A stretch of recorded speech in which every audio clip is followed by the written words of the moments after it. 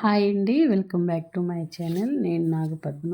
ఈరోజు వచ్చేసి veg sandwich ఎలా ప్రిపేర్ చేయాలో చూపిస్తానండి. క్యారెట్, కీరా, ఆనియన్, టమాటో, స్వీట్ కార్న్ అన్నీ తీసుకుని అయితే రెడీగా ఉంచేసుకొని కట్ చేసి పెట్టుకోవాలి. ఇప్పుడైతే గ్రీన్ చట్నీ కోసం పుదీనా, కొత్తిమీర, అల్లం, రుచికి సరిపడా సాల్ట్ అన్నీ తీసుకుని గ్రైండ్ చేసుకుందాం మెత్తగా.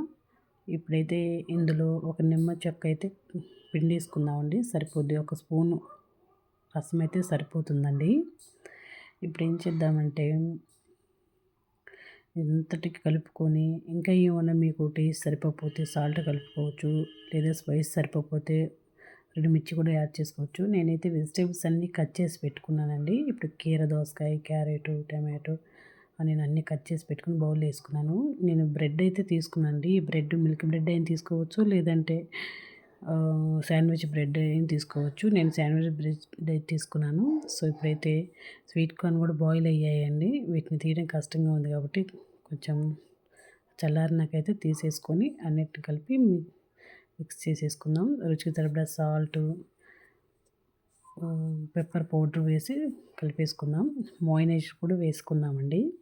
ఈ మయోనైజ్ వేసుకునేటప్పుడు ఏంటంటే మీరు తక్కువగా కనుక యాడ్ చేశారంటే పొడి పొడిగా ఉంటుంది, బాగోదు. ఎప్పుడైనా ముద్దగానే ఉండాలండి, ఇంకొంచెం యాడ్ చేసుకోవచ్చు. ఇప్పుడైతే 2 శాండ్విచ్ స్లైసెస్ తీసుకొని ఆ స్లైసెస్కి బటర్ అయితే అప్లై చేసుకోవాలి. బటర్ గట్టిగా ఉందని ఫ్రిడ్జ్లోంచి నేను డైరెక్ట్గా స్టవ్ మీద పెట్టేశాను. ఇప్పుడైతే గ్రీన్ చట్నీ కూడా వేసుకుందామండి. అప్లై చేసుకుని చాలా టేస్టీగా ఉంటుందండి గ్రీన్ చట్నీ డైరెక్ట్గా వేసేసుకుంటే. సో ఇప్పుడు ఏం చేద్దామంటే వీటి మీద మయోనైస్ కలిపేసి ముద్దగా ఉంచుకున్నాం కదండి. దీన్నైతే ఒక స్పూన్ అయితే అప్లై చేసేసి చీజ్ కూడా వేసానండి తురుముకొని. సో దీన్నైతే కొంచెం ప్యాన్ తీసుకొని ప్యాన్ మీద బటర్ వేసి అప్లై చేసుకొని వేడెక్కాక డైరెక్ట్గా బ్రెడ్ అయితే పెట్టేసుకుందామండి. శాండ్విచ్ మంచిగా గోల్డ్ కలర్ వచ్చే వరకు ఫ్రై చేసుకోవాలి.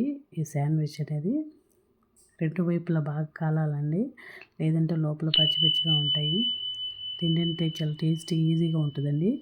మార్నింగ్ కానీ ఈవినింగ్ అయినా సరే స్నాక్స్లోకి కానీ బాగుంటుందండి. టేస్టీగా అంటే చాలా చాలా బాగుంటుందండి. అందరు లైక్ చేస్తారు.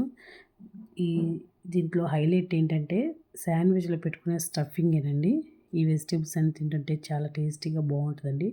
మీకు డైరెక్ట్గా తినొచ్చు, ఇలాగా ఈ విధంగా నేను చూపించిన విధంగా అయితే హాఫ్ కట్ చేసుకొని